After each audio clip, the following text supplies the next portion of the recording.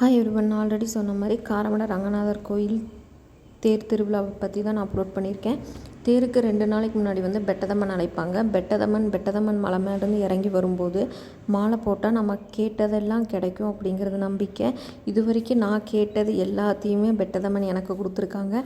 அதே நம்பிக்கையோட வருஷம் மாலை போடுறேன். வேண்டுதல் இருக்கோ இல்லையோ அந்த சாமிக்கு நன்றி சொல்கிற விதமாக கூட நம்ம மாலை போடலாம். இதுதான் காரமடை ரங்கநாதர் கோயிலுங்க. நான் நிறைய இமேஜஸ் சர்ச் பண்ணி அந்த மாதிரி தான் எடுத்திருக்கேன். ஏன்னா இந்த க்ரௌடில் போகும்போதே ஃபோனெல்லாம் நாங்கள் எடுத்துகிட்டு கூட போக மாட்டோம். எங்கே எது மிஸ் ஆகுதுன்னு கூட தெரியாது. பயங்கர கூட்டமாக இருக்கும், செம்மையாக இருக்கும்.